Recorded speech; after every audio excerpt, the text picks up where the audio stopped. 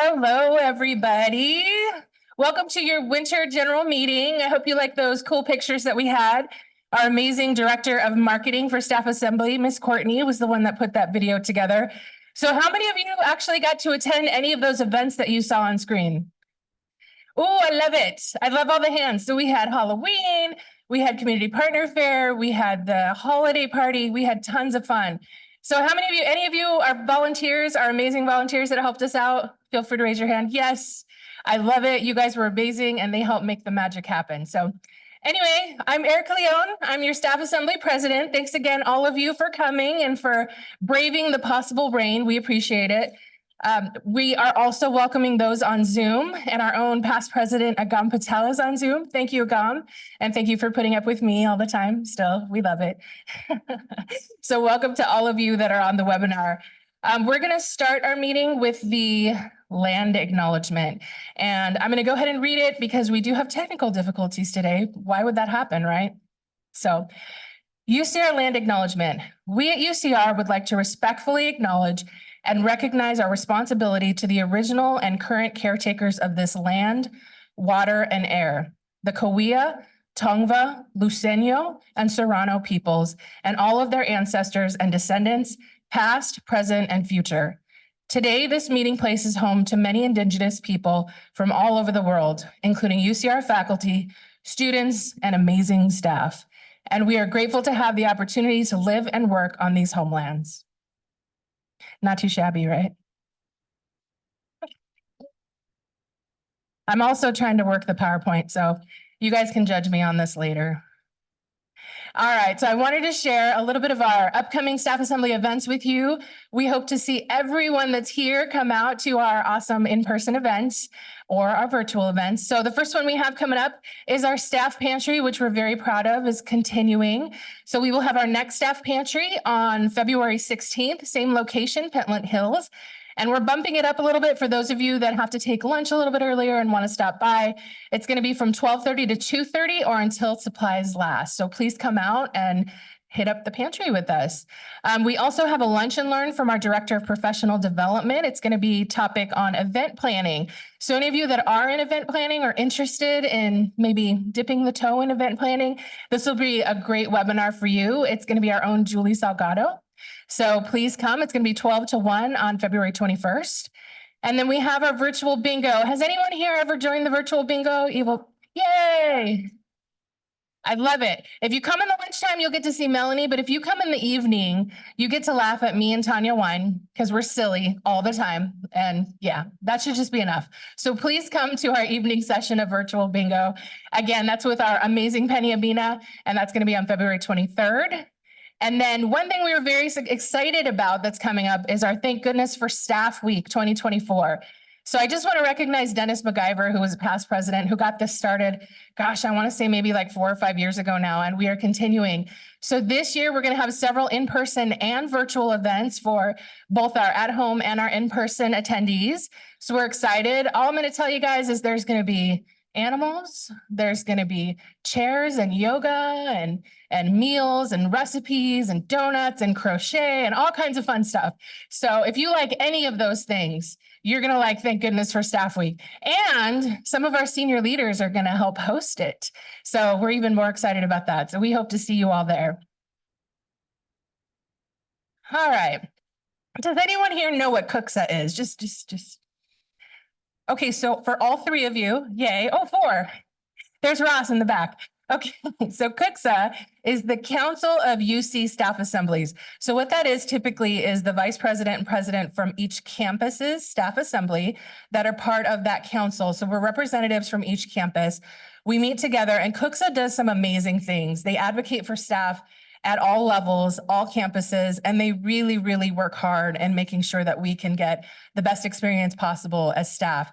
So right now, one of the things that they're pushing out, one of the CUCSA work groups, I should say, they have a staff perception survey. Now, this is different from the annual survey or the biannual survey that you guys have seen in the past, where they ask you lots of questions about what you do, your supervisor, how happy you are, all that good stuff. This is different. This is more to get an idea of a snapshot of how our staff in this moment are feeling, what drives them, what keeps you here, what makes you happy about working at UC, what we can potentially do better. But this is a quick survey. So you can click that QR code here to get access to it. Or we are going to be sending this out via listserv to all of our individuals that are on the Staff Assembly website, so you can fill it out there as well. So I really encourage you to take advantage of this, share your feedback. This is how we make change. This is how we get the feedback, knowing on what we can do better, what we need to improve on. This is a great opportunity to have your voice heard. So I encourage you to do it. And then the big engagement survey from CUCSA, the one we get every other year, what we know right now is that should be coming out, I'm going to say fall of this year. So we're going to keep our fingers crossed, but you will see that. That one's a little longer, but it's very, very much worth it. So stuff coming very soon. All right, Staff Assembly Board nominations. I can't believe how fast this year is going. Can you guys believe it's already February? That's crazy, right? I'm like, what do you mean the winter general meeting is tomorrow? No, just kidding. But yeah, it's flying. So with that, we are opening up our Staff Assembly Board nominations. So any of you that are interested in being a member of the board, nominate yourselves. Or if you have like a really cool coworker, because like I see a whole line of really cool coworkers right there with their smiling faces and behind them, nominate someone. So anybody interested in being part of Staff Assembly, don't be scared. Okay, don't all raise your hands at once either. But, oh, I see one, yay. Okay. I will tell you, yes. Is it a lot of work? Yes. Is it totally worth it? Yes. Do you get to meet people and work with people that become your second family almost because they're so awesome and they have your back? They work hard, they care about the staff? Yes. So if you are interested in any of those things, having an opportunity to meet with senior leadership, tell them what's on your mind, have an opportunity to engage with staff, recognize staff across your departments and the campus, apply, nominate yourselves. I want to see like 100 nominations today. I'm looking at all of you. You guys are like, okay, crazy lady. No, but if you're interested, please nominate yourself or someone else if you think they're going to do an amazing job. So thank you for that. Okay, UC Advocacy Day. Does anybody know what Advocacy Day is? I saw one hand. Okay, so UC Advocacy Day takes place in Sacramento, and it's a day where Staff Assembly leadership, campus leadership, we meet with our governors, our senators to advocate for staff, to advocate for our campuses. And the exciting thing is that we actually get to go this year. So Melanie and I are going to go, along with Jeff Giroux, one of our previous presidents, past presidents, to talk about staff experience at UC, to advocate for our staff and to let them know how important the work that every single one of you do and how we need to continue to advocate and get resources for our staff and everything that we do here. So that is coming up on March 11th and 12th, and we'll include in our next newsletter some updates from that so you guys know what we were able to do, what went on, and we'll keep you posted. So with all of that, I'm going to go to my notes because I definitely do not want to butcher this. Okay, I'd love to present our speaker, Provost Watkins. Elizabeth Watkins is UCR's Provost and Executive Vice Chancellor and a Professor of History. She joined UCR after 17 years at the University of California, San Francisco, where she served as Dean of Grad Division and Vice Chancellor of Student Affairs. Watkins earned a BA in biology and a PhD in history of science at Harvard University. Her research has focused on the interrelations of medicine, science, commerce, and culture over the past century. She has written numerous books and articles on the histories of birth control, prescription drugs, and hormones and aging. Born and raised in Rhode Island, Watkins has lived in Concord and Cambridge, Massachusetts, Pittsburgh, Pennsylvania, and San Francisco. She and her husband live in Riverside. She has 2 daughters, 1 stepson, and 2 grandsons. And she's also an amazing partner to Staff Assembly. So please help me welcome Provost Watkins.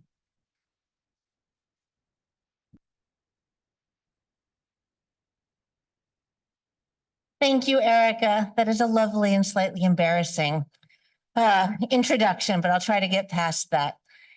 Gosh, it's really nice to see all of you here. I also like to see people sitting in the front row. You guys should be a good example to our students. Should take a picture of this and show them this is how it's done. Hi to everybody who is also watching online. Erica asked me to speak today about the importance of building community and a greater sense of connectedness amongst ourselves and our coworkers in our hybrid environment. So I thought I would start out with a story, personal story about me. And some of you heard me tell my tale of how I got to where I am today. A couple of years ago, I spoke at the staff conference. It was virtual, and I told the tale of my very torturous route from, eventually getting my PhD through a variety of different jobs until I finally landed at the University of California. But the salient piece for this particular story is that after I finished my PhD, I didn't get a tenure-track job. I applied for a lot of jobs. I didn't get any interviews. I didn't get a job. So I went to work as an adjunct, a contingent faculty, and I did that for 6 years at the university near where I lived. And part of being an adjunct means that you work semester to semester. You may or may not get courses to teach. You don't get benefits, at least at the university where I was working. And I didn't have an office. I wasn't invited to participate in the regular faculty meetings. And so I felt kind of lonely. I mean, I loved my students, and I knew a few of the other adjunct professors, but there wasn't really any community for me. So every spring, I spent my own money to travel to wherever the annual meeting of my professional society was meeting. This is the American Association for the History of Medicine. It's a small but mighty group. There's only about 500 members. But every year I traveled to wherever they were meeting and shared a hotel room and went to present my research while I was working on my second book. My dissertation had been published as my first book. And I spent this money and I spent this time, even though it usually happened right when I was having to grade exams. And because I'm a historian, they were all essays. So there's a lot, and I didn't have TAs. So it was a lot of grading, but I still went anyway because I found community there. That's why I went. There was a community of scholars who had shared interests. And it didn't matter that I wasn't part of the real faculty. What mattered was the quality of my work. And it was those meetings every spring that gave me the motivation to keep working on my research throughout the summer. And I'm absolutely convinced that it was that motivation and that progress that eventually helped me to land my first tenured position at UCSF. But I always felt a little sad the other 9 months of the year that I didn't really have that sense of community at the university where I work. And I was teaching like 2 or 3 courses every semester. I often taught in the summer as well. And this was for 6 years. So I start with this story because I think it illustrates the importance of feeling connected to your coworkers. We spend more time working than doing pretty much anything else. And so the question that Erica asked me is a really good one. How do we build community and that sense of connectedness? I think it was sometimes hard to do in the before times, and I think it's even more challenging now in this brave new world of hybrid work. So let me start out by allaying any of your concerns. Hybrid work is not going away. Shall I say it again? Hybrid work is not going away. We're not unique here. UC Riverside is no different from any other UC or any other institution of higher education or any other business. This is a national and worldwide phenomenon. The world has changed since COVID, and we're managing through it. Good news is COVID is sort of in our rear view mirror, and that is a real miracle that I think we don't spend enough time being grateful about. So we will have the full spectrum of work schedules at UCR. And by that, I mean, we will always have, and I am very grateful to those staff who are here 100% of the time. And I don't want to lose sight of people who have to do the work here. If you are a carpenter, you do not have the luxury of working remotely. If you're serving our students in the dining hall, you don't have the luxury of working remotely. And I think it's important for us to acknowledge the contributions of people who get up, even when it's raining dreadfully, and make it into work every day.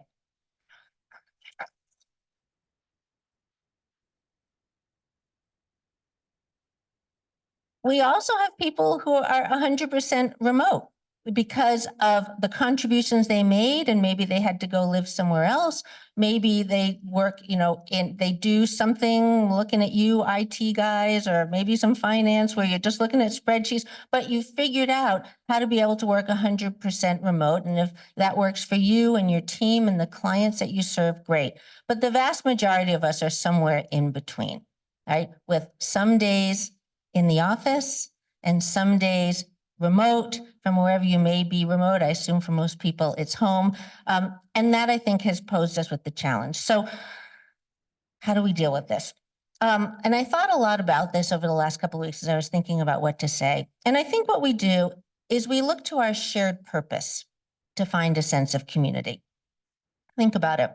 We all chose to work at a university, and specifically this university, rather than anywhere else. You all have all kinds of talents and skills. You could have gotten a different kind of job, but you chose to apply for and take the job here, not in private industry, not in finance or banking or the tech sector or sales or real estate or entertainment or whatever else people do in the outside world. Not in a nonprofit organization like a museum or a foundation or an NGO or a community organization. You didn't take a job in federal or state or local government. You're not working at a K through 12 school. You're not at a community college. You're not at a private university. You chose to take the job that was offered to you and come work here, as we all did, at this very public, minority serving, very high research university. And because I can't speak publicly without saying these words, you're also at an AAU institution. So we have that in common. And I think that's really important to reflect on. Although we perform very, very different functions. And I don't know if you've ever looked at the different job families in career tracks, but they span every possible type of work that a human being can do pretty much. And we all share a common mission. And our work, whatever it is that we do here, is in service and to the pursuit of that mission. So I wanted to take this opportunity to sort of remind you of what the 5 pillars of our mission are. And as I say them, think about it, and think about where the work that you do might fit into one or more of these pillars. The first pillar is that we provide, that we do distinctive, transformative research and scholarship. The second is that we have a rigorous, engaging, and empowering learning environment. Third, we have a welcoming, inclusive, and collaborative community. Fourth pillar of our mission is advancement of the public good. And I'm really proud that the Faculty Senate and the Staff Assembly were supportive of adding this 5th pillar of our mission just this year or last year, sustainability for climate action and environmental justice. So think just for a minute, the work that you do, whether you're in finance or frontline student services, or you work with community groups, where does your work fit into one of those pillars of our mission? In addition to the mission, the pillars of the mission, which are constant and have been, part of our mission really since the university was founded, we have a very specific strategic plan called UCR 2030 that outlines our ambitions for where we would like to be in 2030 and our intentions for how we'll get there in service of this mission. There are a whole bunch of, there are multiple initiatives, but they're oriented around 3 strategic goals. And so I'm going to tell you those now. The first is to build financial sustainability, stability, and resiliency. The second is to invest in the success of the people at UCR, those who teach, do research, work, learn, and live at UCR.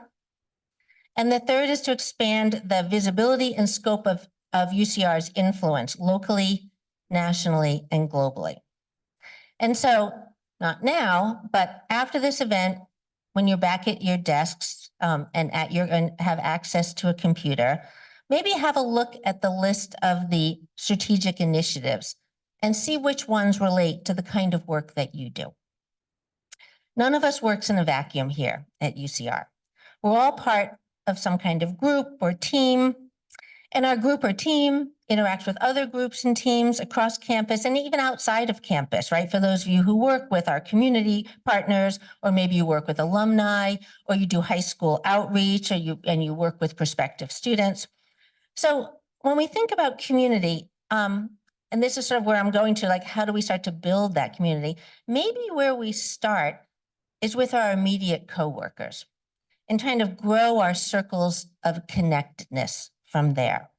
So maybe you build connections across campus with people with whom you interact on email, right? And we all have those email buddies. And after a while, sometimes you come across them like, oh my gosh, I never met you in person. Maybe you reach out, whether it's by email or by a Zoom, or maybe even in person if you happen to be on campus, and try to move past those transactional relationships. I'm not suggesting that everybody has to be best friends and go to the movies together, and I'll talk about that in a minute. But what I am suggesting is that in addition to sending emails about, can you fill out this form for me, maybe you can actually have a conversation about why you're doing the work you're doing. Like, what's the point of all this? What's our end goal? What are we trying to accomplish? And it may be that you find out in those conversations that there's a better way of doing the work that you're doing. Maybe you've just been doing it the same way because that's the way you've always done it. The people before you were doing it that way. But maybe in these conversations with this shared purpose, if you know what the common end is, that you can work together to get there more effectively and efficiently. Or maybe you reach out to people who do similar work that you do, but in a parallel unit. Like maybe you know someone who does the similar work you do, but they're in a different college or unit. And so you reach out to them to maybe compare notes. Share your experiences. How does it work where you do it? Could we think about sharing our best practices, again, with the idea of making our work more satisfying and ultimately more productive? What I'm not advocating for, and I don't want to advocate for, is any kind of top-down, artificial, mandatory fun. Not a fan. Nobody likes, well, I don't know, maybe some people like that. I do not like that. And if you told me that I had to go to some kind of after work thing where we would just socialize and talk about our kids, I would probably make an excuse like I had I don't know, a late night dental appointment or something. I'm too much of an introvert for that kind of thing. If it works for people, great. Voluntary fun is fantastic. And I really want to thank Staff Assembly for all of the voluntary activities and opportunities they provide for people to get together, but they don't make you go do it. And so that's important. And so, you know, the message I want to leave sort of supervisors and managers with is don't make people get into these artificial social situations because it's uncomfortable for the introverts among us. I really do think, and that's why I don't have any sort of really specific suggestions for how it might be that you build community, but I can give sort of this kind of broader view of what I think might work. And one of the things that I've observed that does work are organically grown relationships. They just tend to be more meaningful and they tend to be longer lasting if you initiate them yourselves. If through a shared sense of really wanting to get to know someone, you reach out and make that connection rather than having someone tell you that you have to make that connection. So what I am asking for from managers and supervisors is your support for your staff to build these relationships, whether they exist in person or virtually. And managers and supervisors, as you think about the pillars of our mission, and as you take a look at the strategic plan and look at all the different initiatives that are there, maybe you think about helping your staff to build those connections based on this shared purpose. And then if people decide that they really connect and are best friends and want to go out for coffee and to the movies together, great. But we start with the shared purpose of the work we do here at UCR. So let me conclude once again with the reassurance that hybrid work is here to stay. And when you hear all those rumors saying that the provost is taking it away, you can say, no, no, no. I heard her from her own lips. She said, it's not going away. Seriously, we recognize the personal, the cultural, the economic reasons for some people to work remotely some or much of the time. But, this is an important but, we are not willing to sacrifice the satisfaction of enjoying one's coworkers. and we're not willing to sacrifice the feeling of responsibility to both them, our coworkers, and the clients we serve, whether those clients are students or faculty or other staff or external constituents. And we're not willing to sacrifice the productivity of working towards shared goals. And so let me just end with a quote from Teddy Roosevelt, who said, "Far and away, the best prize that life has to offer is the chance to work hard at work worth doing." What we do here at UCR is work worth doing. And I want to thank you all for choosing to work hard here. Thank you.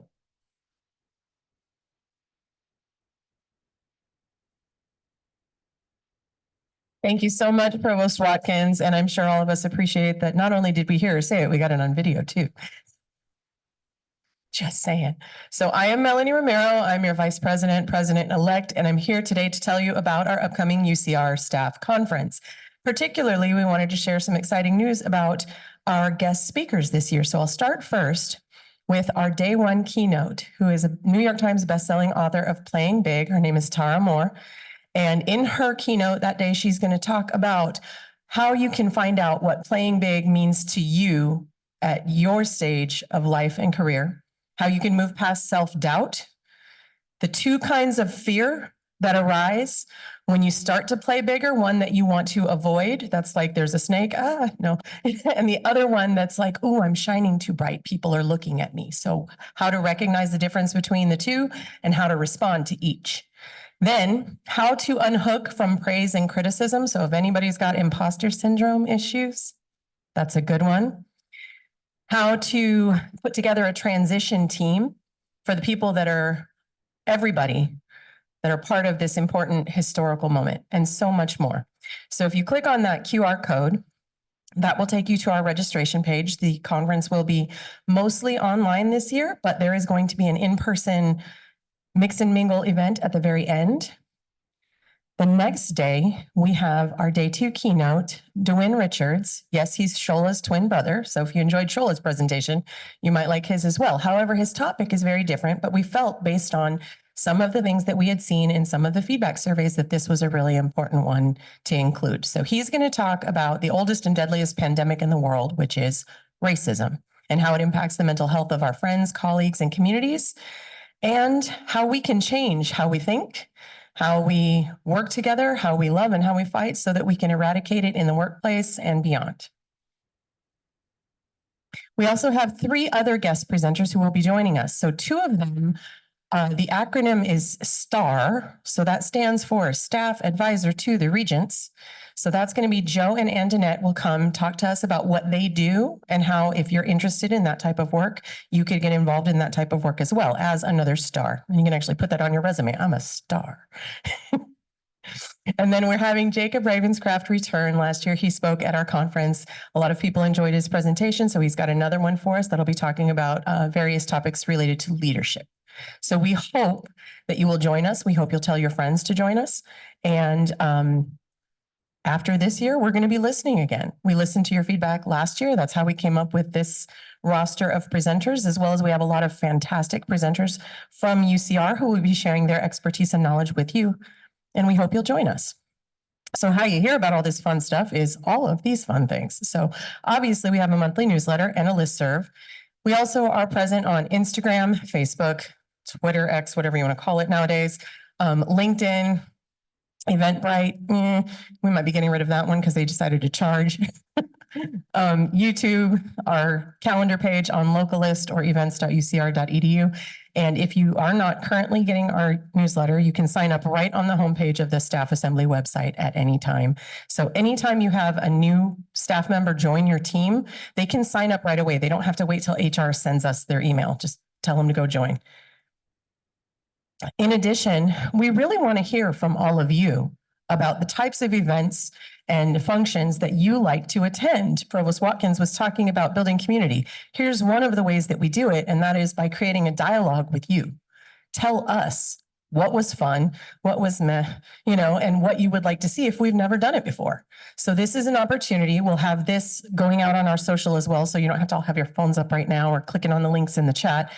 But This survey will be up for a while, and we encourage you to share your ideas with us because that's where all the best ones come from, is from the people who want to come and build community together, make friends at work. So with that, it's time to go on and start recognizing all of our fantastic colleagues and retirees for their years of service. Let me go ahead and call Sarah and Erica up here, one at a time. We'll get this party started.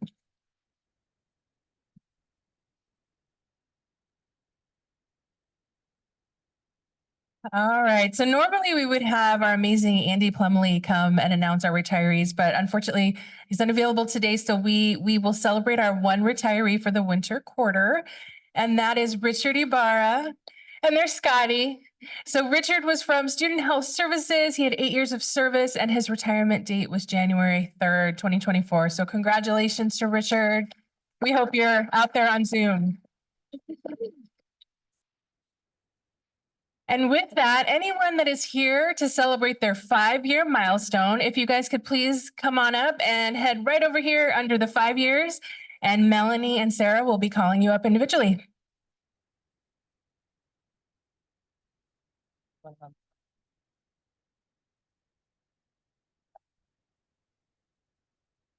Okay, so we're doing things a little bit differently because we're going to just call the names of the folks who are here individually.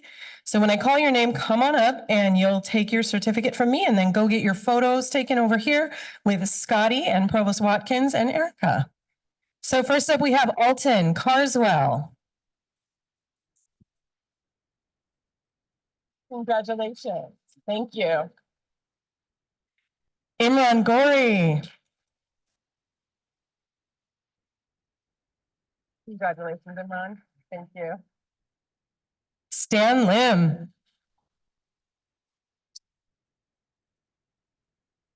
Congratulations. Deborah Sellis.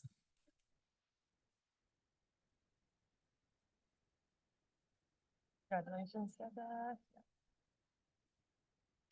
Tanya Ruyoda. I have to switch accents there. Congratulations. Landis York. Congratulations, Landis. Thank you. Jocelyn Catano.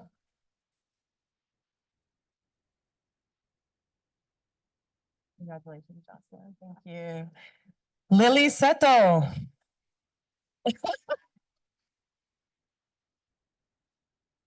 Congratulations. Thank you. That's how to make your teammate blush. David Edgerton. Representing in his proud tartan vest. Andrea Wood. Congratulations. Thank you. Brian Alcantara. Congratulations, Brian. Tian Matthews. Congratulations. Nice to meet you in person. Manuel Sotelo.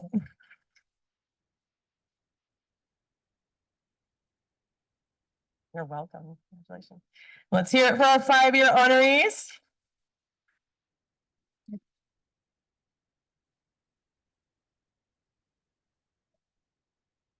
Felicite Sangre. I did not have a certificate, but let's give it up. We'll get it to you. Thank you. Yes. Okay, here we go. Okay, and then on the slide, you can see all of the 5 years, including the people who couldn't be present with us today. So a round of applause for all of them. And if our 10 years can line up, you are here to celebrate your 10 years. Okay, let me get you all lined up. And in case you didn't notice, this is not in alphabetical order, so no need to panic. Okay.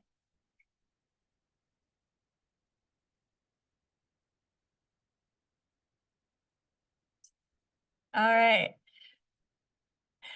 And we're going to start with Crystal Petrini.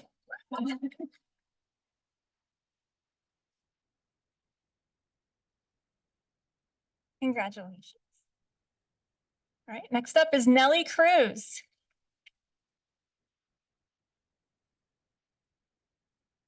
Congratulations. Maggie Tello Case.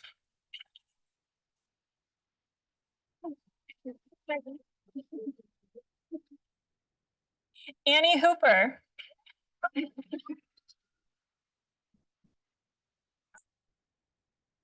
Congratulations. Darlene Sanchez. Oh, we have a competition. And William Carlson.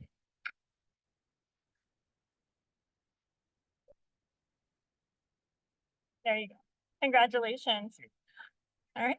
So congratulations to all of our 10-year milestones.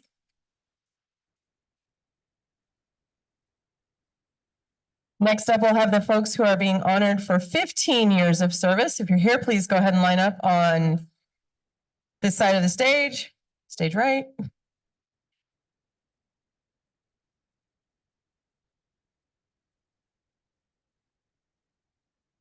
Yeah, I'll start here.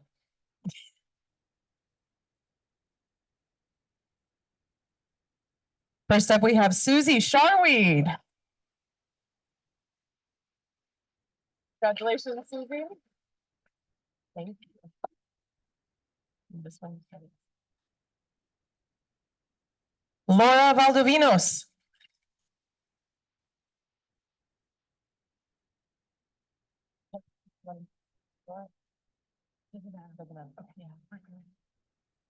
Alrighty, and then we have one more for 15 years of service. We're actually going to have Scotty Highlander come accept this certificate on behalf of Jeff Giroux.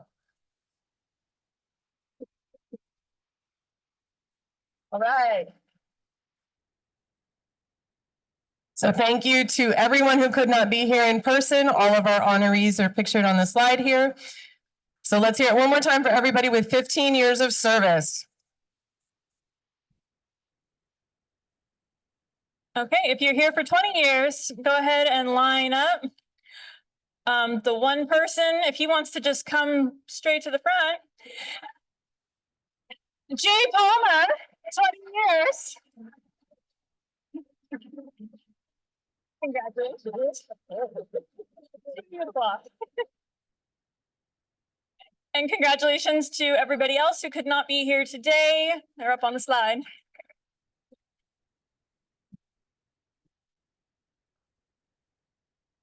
Next up, we have those being honored for 25 years of service. 25 years. Come on up on stage, right?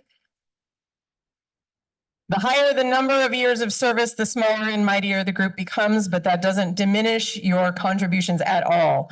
So first up, we have Guy Vallejo.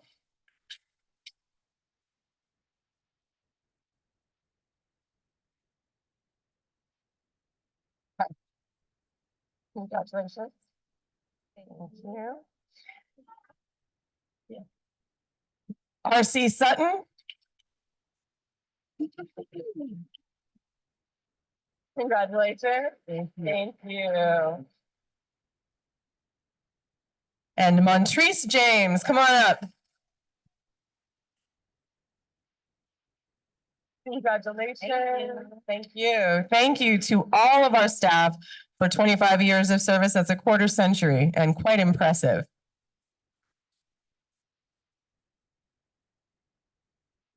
All right, 30 years. If you're here with 30 years of service, let's get you lined up.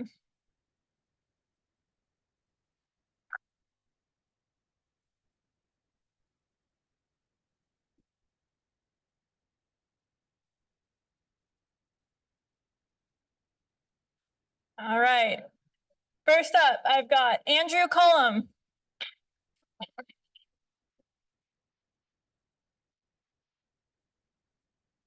Congratulations. Matthew Gears.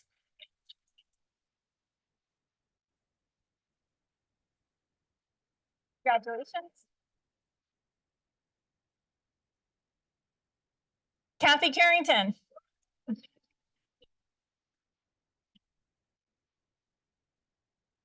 Congratulations.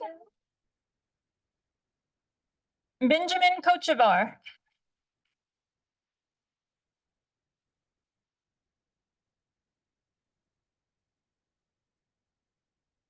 30 years? What's your name? Sohail Watsif. We'll get your certificate. Congratulations. Go ahead. All right. Congratulations. And thank you all for coming out. All right. Our final group today is those being honored for 35 years of service. 35 years of service. Come on over here, stage right. And let's go ahead and get everybody up and recognized because that's quite a feat. 35 years at UCR. So first up, we have Robert Brumbaugh. Come on up. Congratulations, Robert. Thank you. And Sabrina Schuster, come on out. Congratulations. Thank you. Yes. That's how we all want our spouse to celebrate with us, right?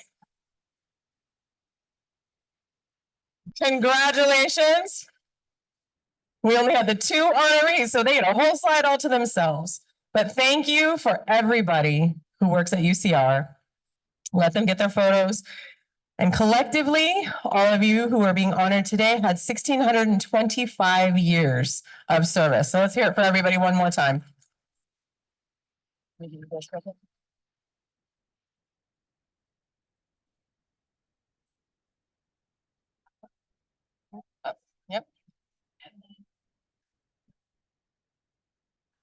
Give it to you. Next up, we've got Julie Salgado and Brianna Morales for our raffle drawings. Thank you. Everybody's favorite part. All right, so get those tickets out. Red ticket, you have to be here to win.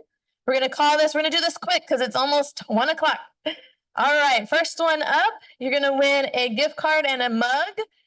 Last number is 999. 999. Anyone?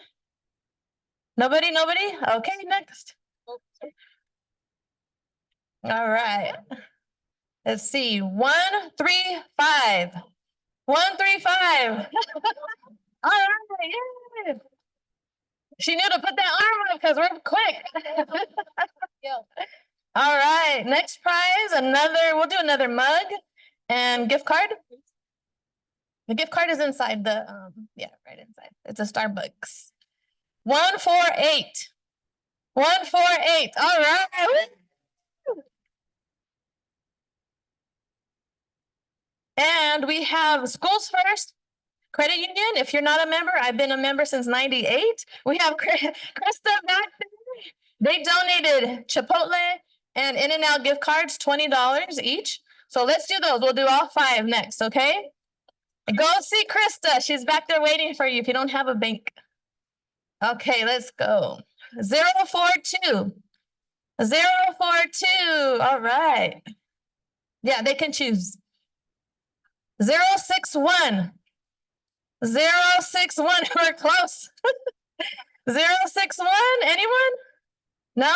Okay, next. 056. 056.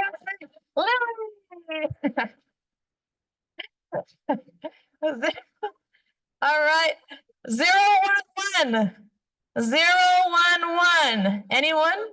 All right. Susie. Chipotle. 2 more. 049. 049 right here. All right. 1 more. Oh, 2 more. And our last one. Sorry, we did mix these up, you guys. We're still in the zero though. 072. 072. All right, was that it for those, Bree? Okay, next we have 1 month guest visit for the rec center. Okay, 1 month. It starts the day you use it. You have a month from there. So don't try to think you're gonna use it 1 day a month. Okay. So we'll do 3 of those. Next is 066. 066, Frank. 001. 001. He was our first one here today, huh? And one more?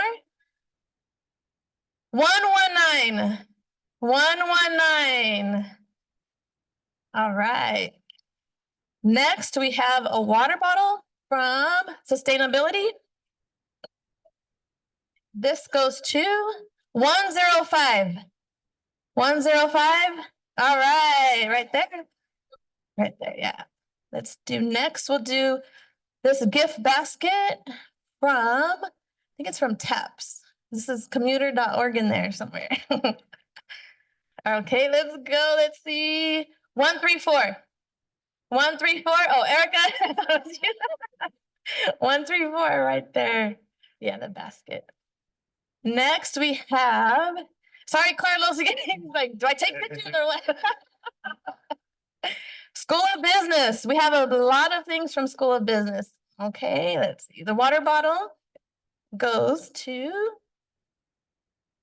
023. 023. Anybody? 023. All right. Imran. The hat and what are these things that keep your neck cool, right? Those go to 150. 150. Anyone? 150? No? Next goes to 034. 034? No? Okay, let's see. 143. 143? I heard someone say it's me. Yeah. Next, we have this nice School of Business notebook. Yeah, it's really nice. All right. 094. 094. All right.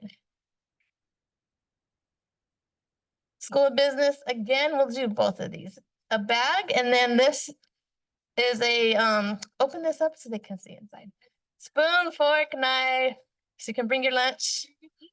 Yes. 013. 013. Anybody?